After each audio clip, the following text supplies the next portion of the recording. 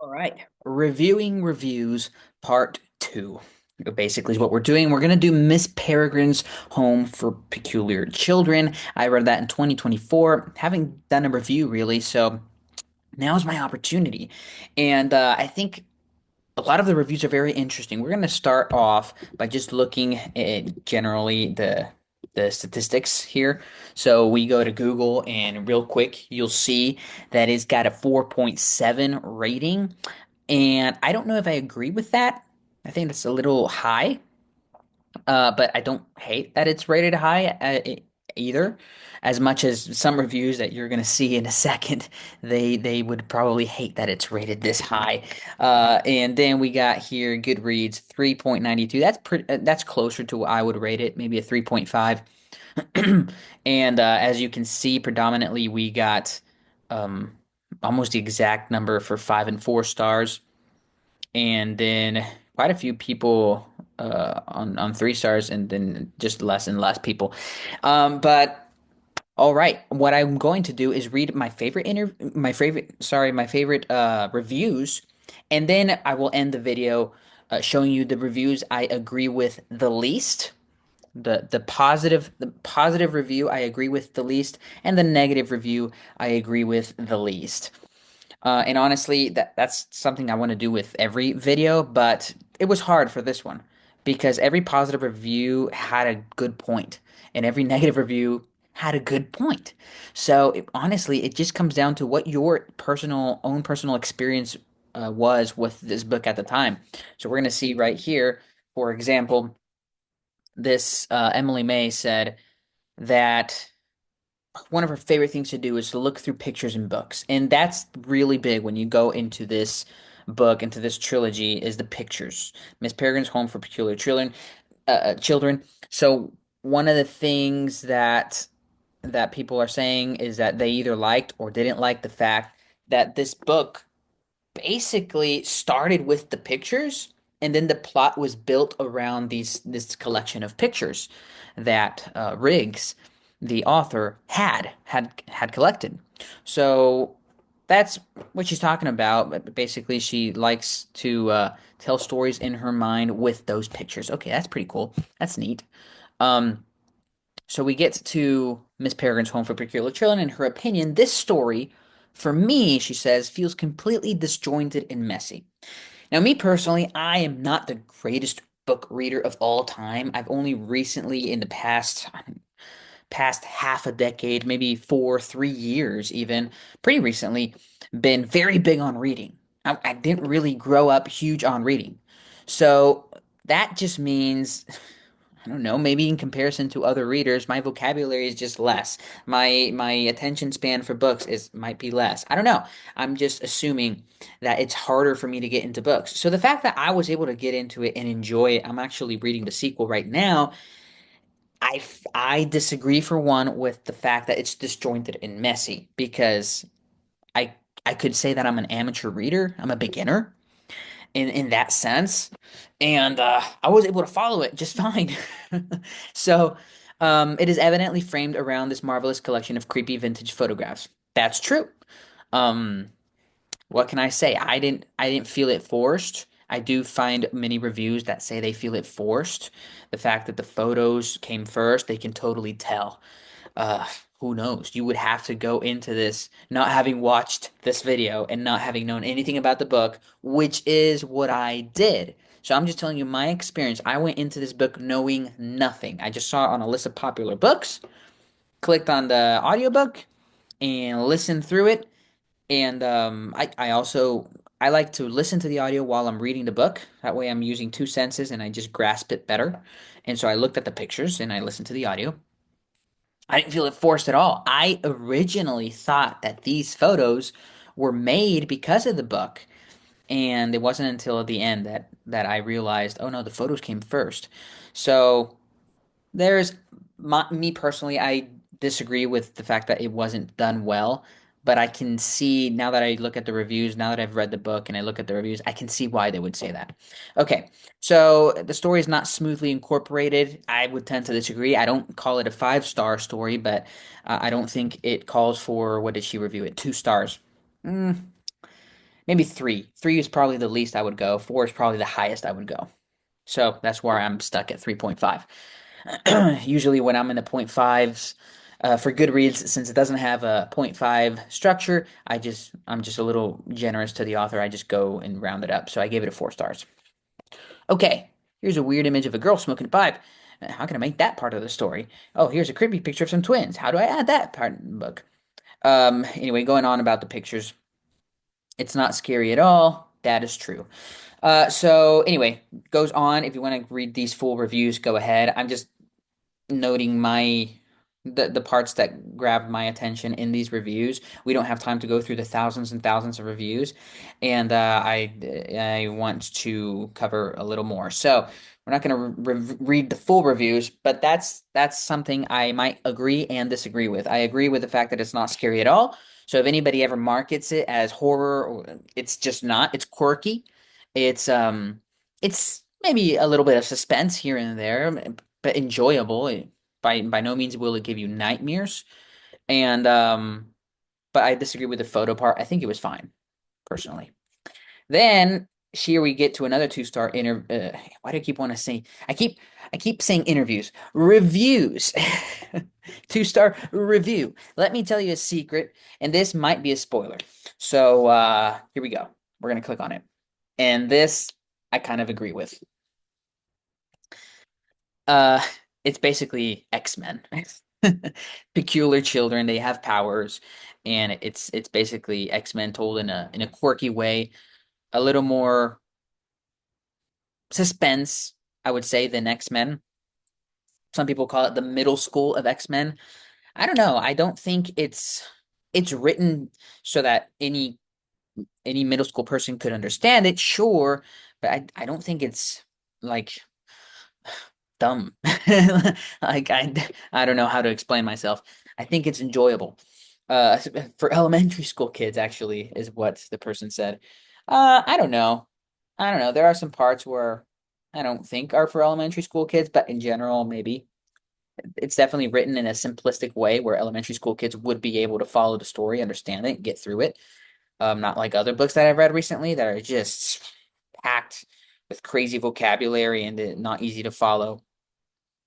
So I don't know. I'm kind of I agree wholeheartedly with the X-Men thing. I don't know if I agree wholeheartedly with the elementary school kids thing, but if I do lean more toward agreeing, it was easy to follow, which I appreciated. I didn't see it as a negative thing.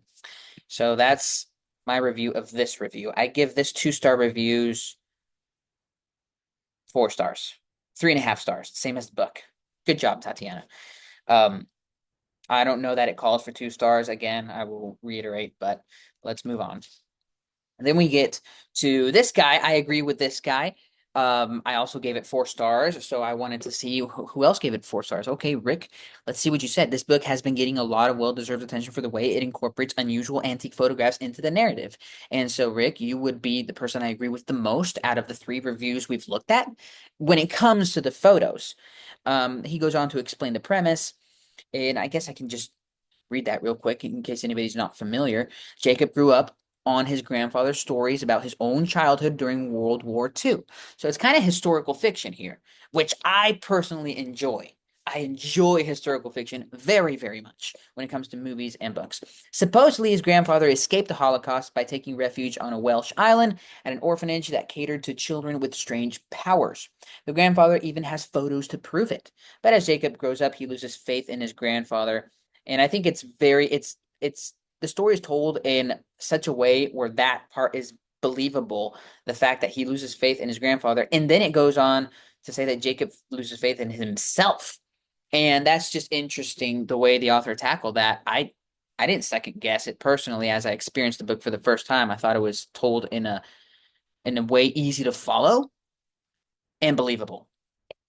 I don't think it was disjointed, as some others might say. Some other, probably more expert book readers might say. Me, as an amateur book reader, I enjoyed it. So, if you're a person who reads a lot of books, then yeah, you might not enjoy it as much as I did. If you're just somebody that has a vast library to compare it to, that's probably the reason.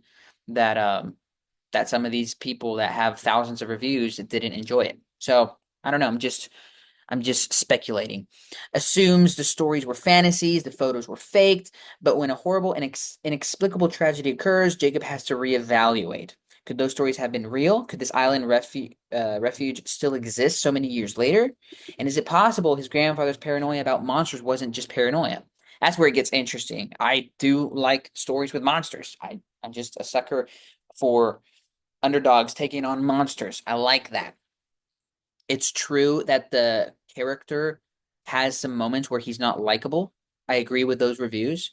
It wasn't enough for me to completely despise a character and throw the book away, like some of the reviews, the 1 star and the 2 reviews mention. It wasn't enough for me. I think it was kind of natural for him to be kind of childish and snotty. It felt according to his character, and I think he's growing through that. I think it could have been done better, his arc, but at the same time, it was way more enjoyable than despisable, is what I'm trying to say. Um, again, 3.5 to 4 stars for that. Even without the photos, this would be a gripping story. I agree. I agree. I started with just the audiobook. I downloaded the book just because I kept hearing and I realized, okay, there, there's probably photos in the actual book. I need to look it up. Um, so yeah, it was a gripping story. I'm telling you, my testimony is the fact that that's true because I wasn't seeing the photos at first. The photos add an irresistible element of mystery. Yeah. First person narration is authentic, funny, and poignant. Point. I don't know how to pronounce that word. I'm sorry. I'm looking forward to the next volume in the series. Same. I started it and I think it's pretty cool so far. I like this first chapter of the second book personally. It is kind of this review is not about the second book. I'll just leave that alone for now. But yeah, it I don't know. It is kind of losing me deeper in, but I think it's going in a good way, but just a little slowly. I don't know yet, and that might be what a lot of people felt with this first one is very slow. I didn't feel that, but that's what people are saying. Okay, this is a funny review because it's a 5 star review, but this is the first line. This is the kind of book you want to throw it against the wall, okay? That's a 5 star review. What's going on? Throw it against the wall, scream, and run the opposite direction, or put it on a freezer like Joe Tribbiani did to The Shining and be scared to defrost it for years. Okay, so you're not talking about the quality, you're just talking about the content is scary to you, I guess. That soul-freezing, earth-shattering story, those haunted photos. Anyway, the reason I like this review though is the audiobook. But I made a quick change and decided to listen to audiobook this time. And I'm telling you, my friends, if you haven't listened to this audiobook, you're truly missing something extraordinary. I agree. I think that might be one of the reasons I enjoyed it more than these other readers. I don't know if they listened to the audiobook or they read the book. I did both, but I started with the audio and it was just maybe it was that. Maybe that's what did it for me. But it was just very well done, in my opinion. And this is not the only person to think that.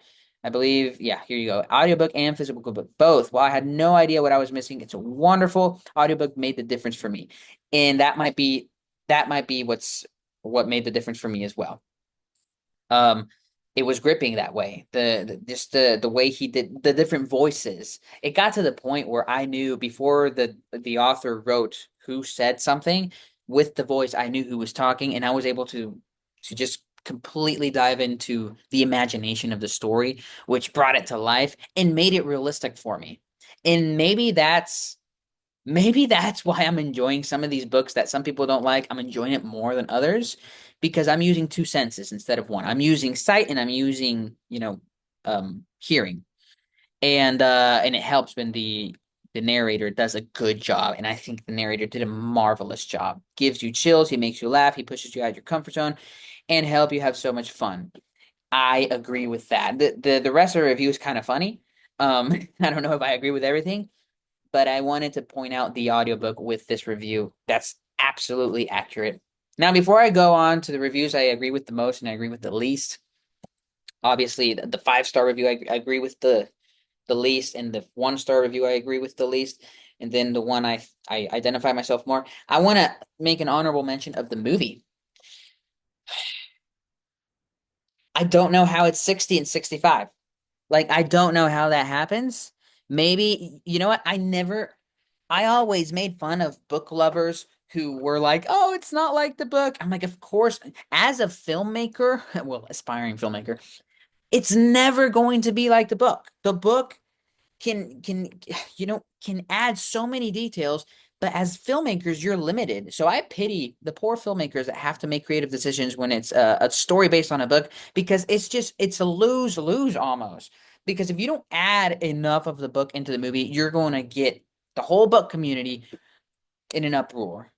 At the same time, if you add too much and make it long, you're gonna get the whole movie community, nagging about, "Well, why is it so long?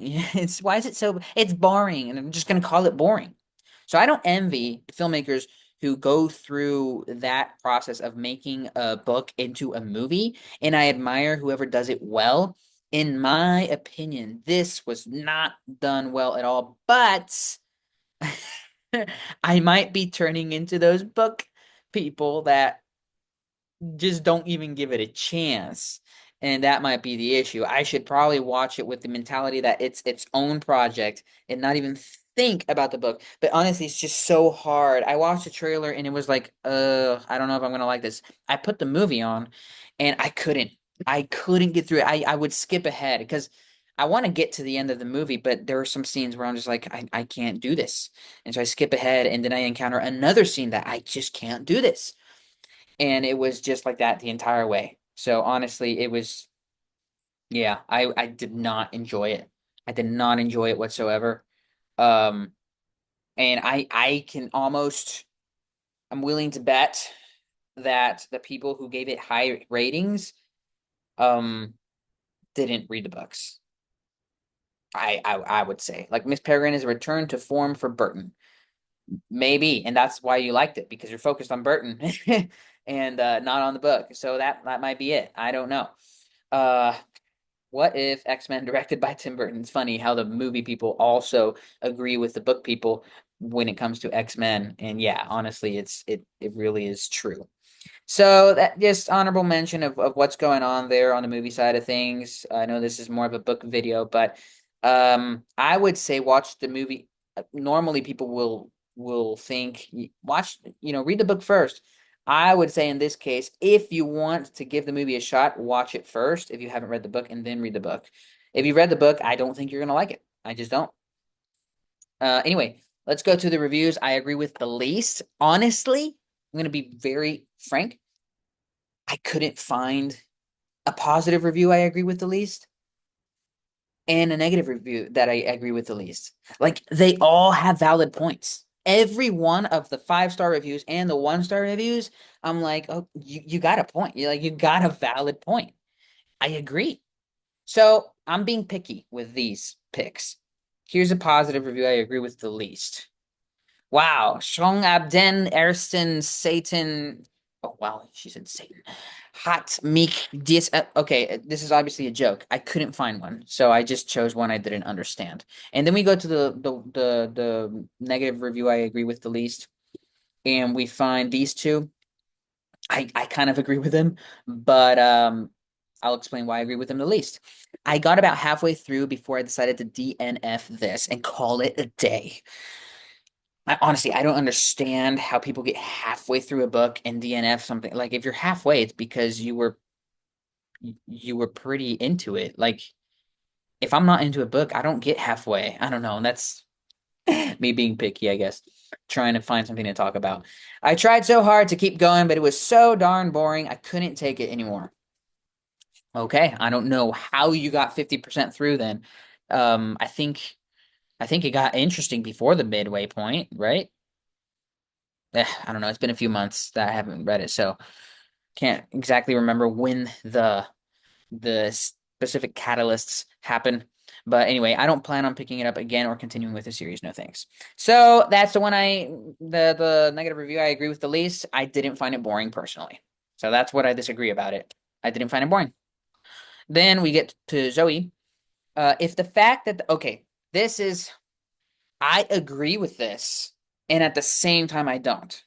Bear with me. If the fact that the main character goes back in time and falls in love with his grandfather's girlfriend doesn't bother you, I don't know what will. Okay, bear with me, because I don't like age gap stories either. I think it normalizes something that shouldn't be normalized in the real world, something appalling and disgusting. So don't take what I'm about to say the wrong way, but let's be very, very picky when it comes to realism. Let's be super realistic. If it doesn't exist, but if a time machine did exist and you went back 100 years and you encountered, I don't know, models 100 years ago, but they're your age. I mean, they look like your age. No, yeah, they are because you went back in time, so they are, right? So that's where they are 20, but it's 1920 and you are minus 80. I don't know. I don't even know how to do the math. Okay, that's time travel for you. It's fantasy. It's not real. Okay. The point is, you are there in front of a human being that in that person's prime is attractive. Are you telling me there's not going to be any weirdness going on?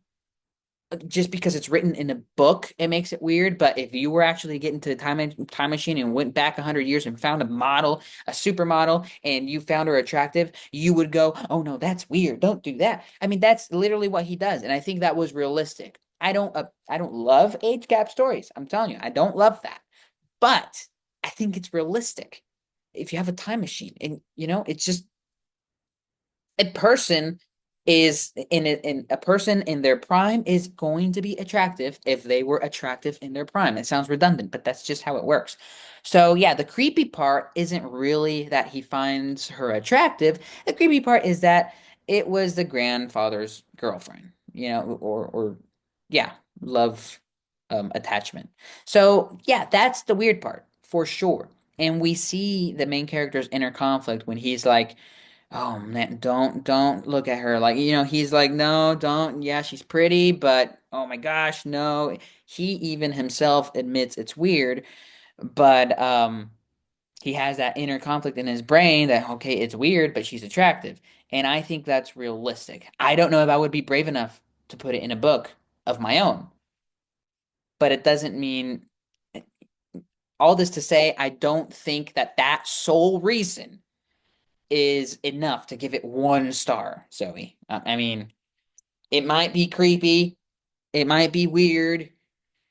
I probably wouldn't put it in my book, but I think it's realistic, and I think there's so many other aspects in the story that are positive that I think 1 star is just too less. Maybe you put 1 star because of other reasons, but this is the only one you mentioned in your review. So that's my thing. Oh, look, there's 2 comments. Let's see what they said. They probably They probably agree. Yeah. Okay. Somehow people never thought about mentioning that before. No, I'm pretty sure, but a lot of people have mentioned it.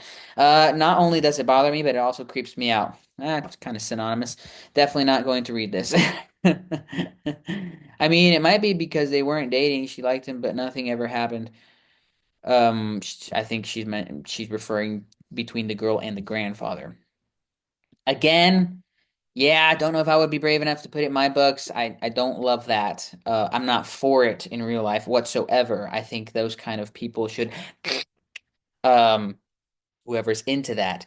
So don't take what I'm saying the wrong way. I just think that alone doesn't deserve to give a good story 1 star when, let's be honest, if you had a time machine and if you go back in time, I don't know, to just think of an old or actor or actress that you admire their old movies and you thought they were good looking when they were young. You went back in time and you found them and you're their age and they're your age, theoretically. Are you saying you're just gonna look at the person and be like, ah, no, I know really what your age is. I know really what my age is. I know what year we're in. No way. You can. I'm a big believer in you can turn emotions off for sure, but the inner conflict will probably be there. Anyway, had to tippy toe my way around this review because um honestly I think it's interesting to talk about it, even though it's weird. But yeah. Now this is the review I agree with the most. Zoe, great job. This is the review I think I would have given. 3 stars. Not bad. I have a 3.5, so I was generous. I give it 4 on Goodreads. It's a 3.5 for me. She gave it 3 stars. And I haven't thought about this book since I read it in July, and I really have no interest anymore in reading the rest of the series. That's the only part I might not agree with. I'm interested in seeing what happens. Not dying for it. Like it's not that intriguing. I haven't read it in the second book. I started it and I haven't finished it, so obviously I'm not dying to know. But it definitely was a slow moving book, but the plot really held my attention. I appreciate you saying that because I agree 100%. I love the use of the pictures. I agree as well. You're basically reading my mind. Sometimes I felt like he tried a little too hard to make the pictures perfectly fit into the story, which made it a little awkward to read. I think um, the way the other reviews worded it, completely saying that the pictures were out of place, isn't accurate, but I can appreciate the way you used the word awkward. I think I might agree with that. Um, I did love the use of pictures mostly, but I think I could agree with that. They still made the reading experience more interesting. Perfect. The book really read like a movie, and I can't wait to see how Tim Burton's interpretation is going to turn out. That you just read my mind. I mean, basically, this is everything that I think, exceptions of a few words here and there, but this is exactly reading my mind. I also couldn't wait to see Tim Burton's interpretation. I was disappointed, but that's the review I agree with the most. So, ladies and gentlemen, this is pretty much what Miss Peregrine is all about. I think it's worth it. Um, if the reviews discourage you from reading it, I want to just end on a good note and encourage you to go through the story and form an opinion of your own. But if you have other things to read that have way better reviews, then go for it. I just think it's worth mentioning that it's got a 4.7 here. It's got a almost 4 stars there. So in general, I know I read a lot of negative reviews, so that might make you think that it's not worth it. I think it is. So give it a shot.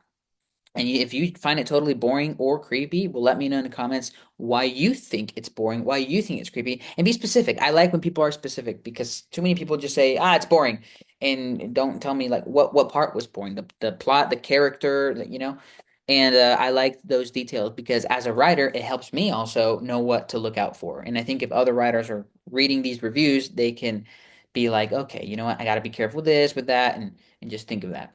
Um, so that was Miss Peregrine's Home for Peculiar Children. Those were the reviews, and I think I would stick with my 3.5 review. Originally, I think my first experience would have probably been a 4, even a 4.5. But after thinking about the story, after marinating in it, I do think this is me personally now reviewing it. The ending, I I don't fully understand what the plan is of the villains. That's my biggest issue. Like, let alone the whole weirdness and going on and the slowness and the character maybe not being likable. For me, I just want to understand the story, right? Maybe the characters, hey, character, you do you, right? I'm not going to tell you what to do. The author has a vision for that. But I just want to understand why they're doing what they're doing. And I don't think it was very well explained what they're even doing, the villains, what their goal is, why that's their goal, and how a spoiler, a bigger explosion of sorts is going to help their goal. Hopefully, I heard that it's well explained in the later books. But yeah, it just the ending for me went downhill. A lot of people didn't like the beginning. It gripped me, it's the ending for me that honestly I didn't really I understood, but I think it's not very well explained what's going on. The book progresses, the story progresses with the second book fairly well, though. It picks up and it grips you once again. So I'm excited to see if they explain what in the world is the plan. What are they thinking? What are we up against? Because I really don't fully understand what we're up against and why they're doing what they're doing. And for me, if there's not that clear motivation in the second book, I don't know if I want to read the third book. But if the motivations are clear, the counter motivations, the protagonists, the antagonists, then I'm excited to see that final X-Men battle, right? All right. Thank you for reviewing these reviews with me. Leave your review of the book if you've already read it down in the comments. And I will see you in the next review of reviews.